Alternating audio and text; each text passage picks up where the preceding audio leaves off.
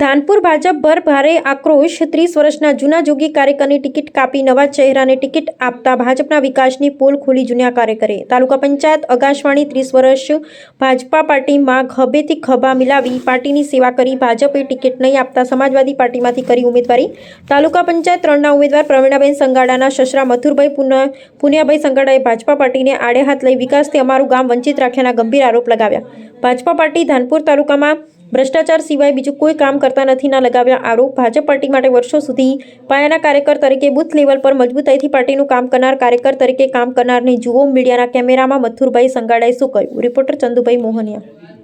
હા, હું આકાશવાણી 3ના અપક્ષના ઉમેદવાર છે। એમ તો લોગો છે સમાજવાદી પાર્ટીનો લીધો છે મેં, અને કેમ કે હું ભાજપની અંદર 1990થી હતો અને 4 વાર મને ટિકિટ નહીં આપવામાં આવી બીજેપી સરકારને, એટલે એને ભાજપને અહીંથી લેટ ગો કરી નાખવાની છે। અહીંયા આકાશવાણી એનું નામ નિશાન મિટાવી દેવાનું છે। કોઈ પણ એ ભાજપનો માણસને અહીંયા જીતાડવા દેવાના નથી અમો, કેમ કે હું 30 વર્ષથી ભાજપનું કામગીરી કરીને ટિકિટ 4 વાર રિજેક્ટ કરતી હોય પાર્ટી, તો આ પાર્ટીમાં રહેવાનું કોઈ ને વિકાસની નામે તો અહીંયા ઝીરો જ છે, કશું વિકાસ જ નથી, ઝીરો છે, કોઈ વિકાસ કામ કર્યું નથી, કાંઈ ઉલ્લુ બનાવવા નકલી પડ્યા છે। કયામાં લડો છો? અત્યારે હું લડું છું સમાજવાદી પાર્ટીમાં, સાયકલમાં।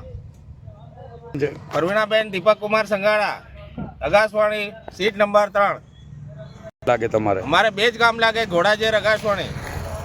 કારણ ચાલુ સરકારમાં તો ખાલી તાઇફા બતાયા, કીશું કંઈ કર્યું નથી, તાઇફા બતાયા જ રાખે છે, કોઈ બીજી કામગીરી કરતા નથી, ખાલી તરપંડી કરી નાખી। અહીંયા વિકાસ નામે મીંડું છે અગાસવાણીમાં।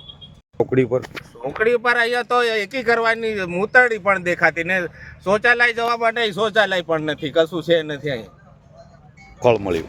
અમે આટલી સેવા, મોદી સાહેબ તો ફર્સ્ટ નંબર છે, મોદી સાહેબને અમે માંગને સ્થાનિક નેતાઓની ભૂલ છે, સ્થાનિક નેતાઓ, મોદી સાહેબ તો દેશમાં પ્રથમ નંબર છે। કેવી રીતે તમને કેવી રીતે કાપી નાખ્યા? કેમ કે અહીંયા સક્ષમ માણસ જોતો નથી, ખાલી ગાંડા જોઈ, ગાંડા।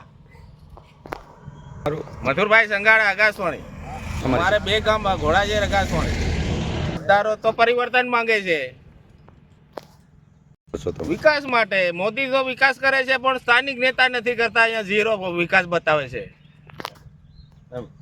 મોદી સાહેબનો વિકાસ છે પણ એ અડધે રસ્તે ખવાઈ જાય છે। અહીંયા રોડ ખાઈ ગયા, રસ્તા ખાઈ ગયા, શૌચાલય ખાઈ ગયા, બધું જ ખાઈ ગયા, કઈ બાકી નથી અહીંયા, દુખાઈ ગયા, કઈ ગયા। મિજાજ એવો છે કે પરિવર્તન જોઈએ છે।